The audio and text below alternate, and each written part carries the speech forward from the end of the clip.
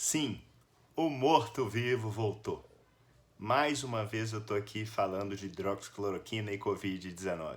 Eu achei que eu não fosse falar mais disso depois dos meus últimos vídeos e tal, mas caí nessa inocência, né? Eles continuam liberando coisa e... Bom, brincadeiras à parte, ontem saiu publicado no periódico de maior impacto na medicina, New England Journal of Medicine, um RCT falando de hidroxicloroquina na questão da prevenção da Covid-19.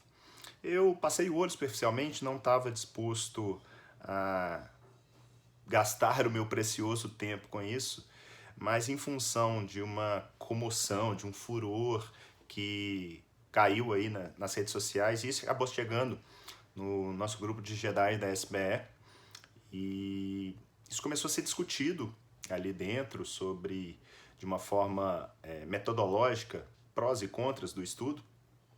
Então eu resolvi fazer aqui uma espécie de olho na evidência sumária.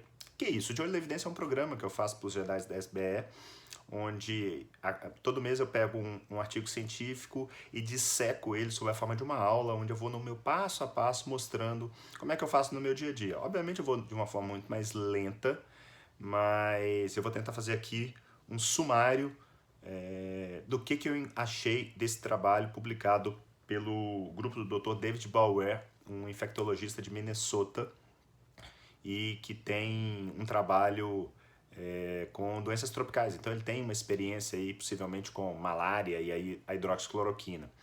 Por que eu estou falando isso? Porque toda vez que eu vou ler um trabalho de maior impacto, eu quero saber quem está fazendo o trabalho. Então eu vou atrás do autor, pego alguma coisa que ele já tenha feito.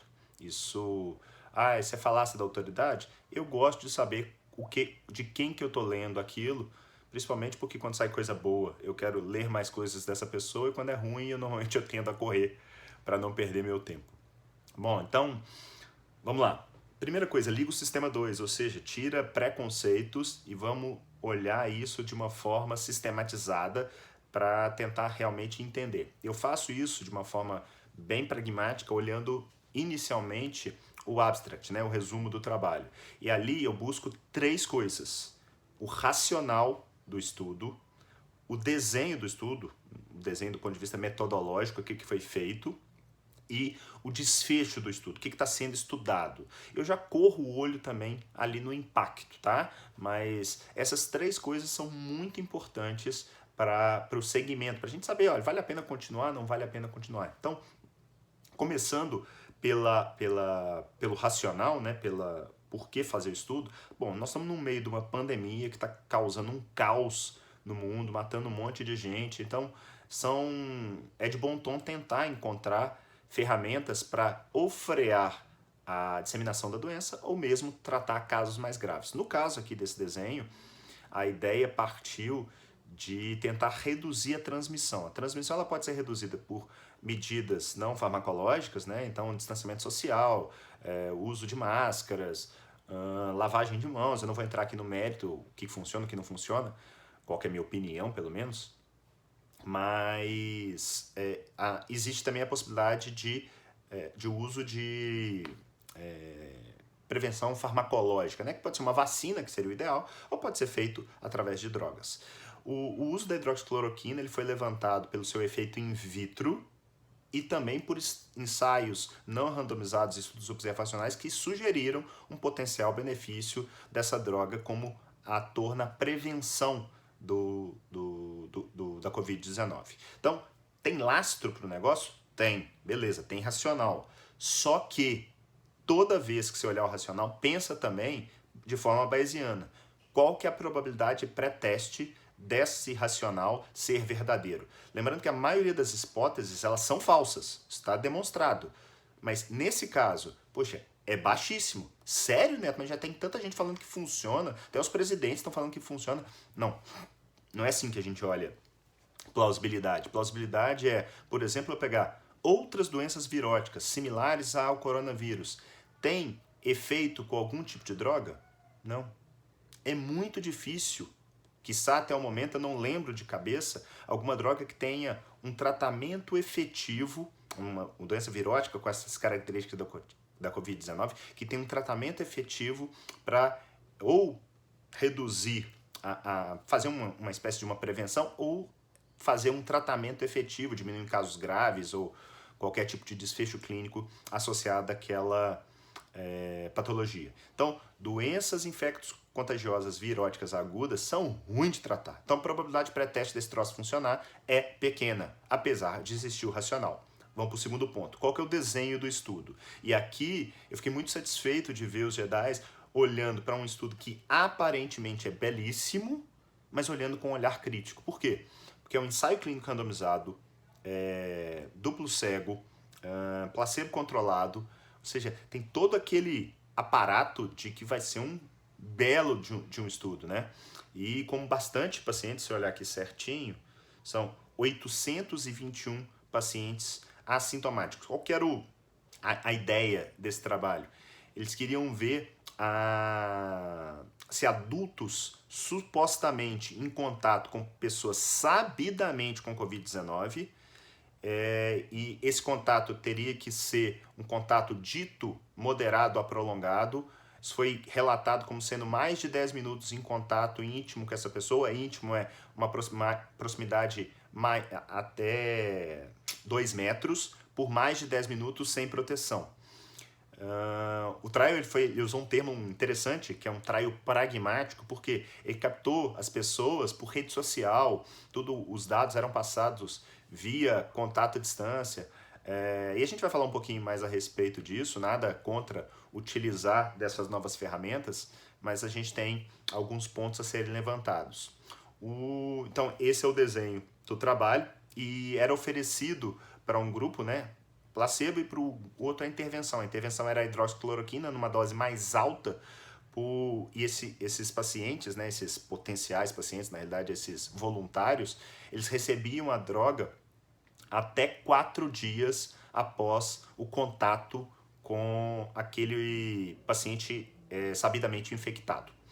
O desfecho foi a incidência de doença confirmada laboratorialmente ou apenas por sintomas após 14 dias, os sintomas característicos da Covid-19. Então, tá aí o desenho, o desfecho é clínico, mas a gente vai falar um pouquinho mais na hora da análise crítica, porque tem alguns probleminhas aí. Então, a gente já sabe do racional, da probabilidade pré-teste, do desenho metodológico e dos desfechos que estão sendo estudados.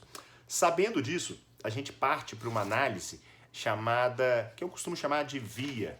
O V de viés, o I de impacto, que são os resultados efetivamente, e o A de aplicabilidade. Como é que eu vou trazer isso para a minha prática clínica? O que eu tiro de útil desse trabalho? Bom, com relação ao viés, eu uso normalmente uma metodologia adaptada chamada Rambo, onde eu olho representatividade, randomização, alocação oculta, análise por intenção de tratar, cegamento, desfechos.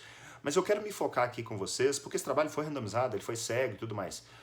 Eu quero focar aqui nos M's, na metodologia, onde eu vou buscar por erros sistemáticos, eu vou buscar por vieses, que eu tenho comentado tanto com vocês aí nas últimas semanas. Pois bem, quais que são os grandes vieses que eu percebo nesse estudo? E olhando assim, do início para o final, com relação a viés de seleção. Primeiro que me vem na cabeça é a questão da exposição.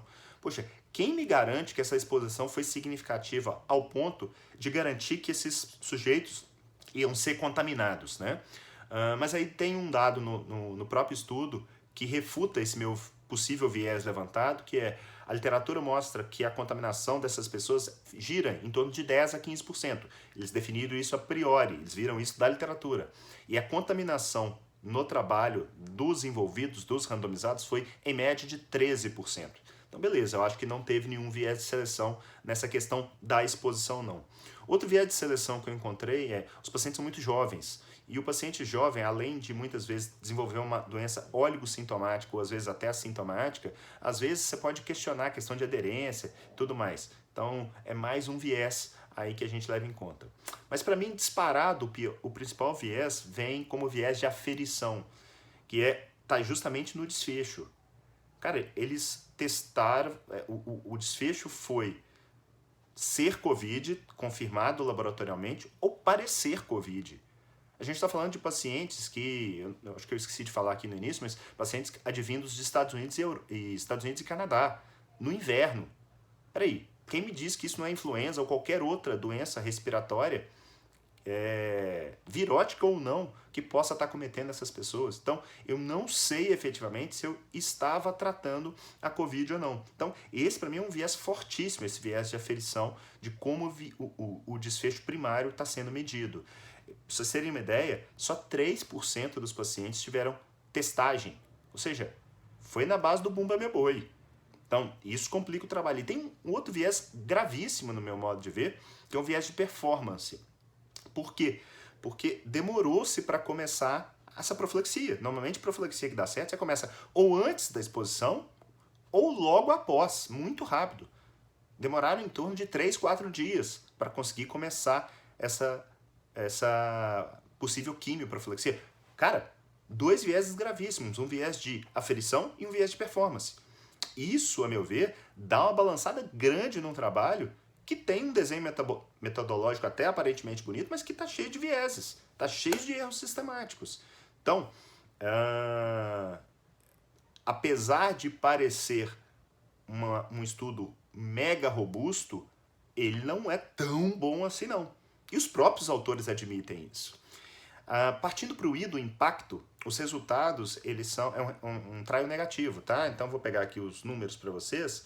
O grupo da hidroxicloroquina desenvolveu desfecho em 11,8% dos casos e o grupo do placebo 14,3%. Isso não deu diferença significativa, uma diferença absoluta aí de 2,4%, com um intervalo de confiança variando em -7 e 2,2%. Então, um trabalho negativo, cheio de viés. Então, confio pouco, trabalho negativo, e aí o que a gente traz para aplicabilidade?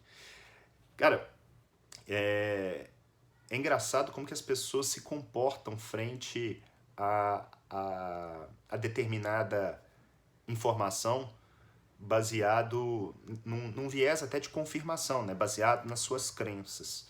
Então, aquele que acredita na hidroxicloroquina começa a descer o pau no trabalho, aquele que já não acredita fala que isso é definitivo, fechou o caixão, e muitos realmente não têm, às vezes, um poder crítico suficiente, porque realmente isso, infelizmente, está longe das nossas faculdades, universidades de ciências da saúde. Isso precisa ser maximizado. A minha impressão é muito parecida, e aqui vai uma dica. Normalmente todo grande trabalho ele vem junto, na New England isso é muito frequente, com um editorial. E dessa vez o editorial foi do Dr. Myron Cohen, um infectologista de Chapel Hill. Boa parte do que ele coloca como críticas foi o que eu reparei na minha leitura do trabalho. E quando eu falo leitura, não é uma leitura estilo romance, tá? É uma leitura bem mais prática, bem mais focada, coisa que eu ensino para vocês já dar, e vocês sabem o que eu estou falando. Mas eu discordo dele de uma coisa. A conclusão dele é que os resultados do estudo do Dr. Dave Bower, ele é muito mais provocativo do que definitivo.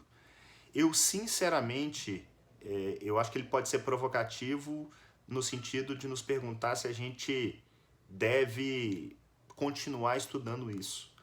Porque, com todos os vieses, a probabilidade pré-teste disso acontecer é muito baixa. Então, a gente fica às vezes reclamando de que falta dinheiro para um monte de coisa, mas de uma certa maneira, muito desse dinheiro é jogado fora. Por que não... Falta cooperação, né? Falta as pessoas sentarem e falarem assim, ó, vamos montar um grande trabalho que responda uma questão definitiva, multicêntrico, e junta esforços para realmente trazer algo de importante, né? Algo até de útil. Então, apesar da falsa aparência, vamos dizer assim, de um desenho metodologicamente de ponta de pirâmide, né? Realmente ele está lá no topo, é um RCT. A minha impressão é que ele é pouco útil para a prática clínica, ele é útil para a gente fazer esse estudo acadêmico aqui e trazer esses insights. Os insights são meus, pessoais, sobre esse tema. A minha impressão da hidroxicloroquina é o caixão cada vez fechado mais. Isso, eu só não falo que ele está completamente fechado, porque não, talvez eu tivesse, talvez não, eu estaria sendo anticientífico. Eu não posso fechar completamente a porta nunca, mas realmente, pensando de forma bayesiana, essa hipótese para mim, tanto como preventivo quanto como curativo, em qualquer fase da doença, isso é mimimi. Valeu, abraço.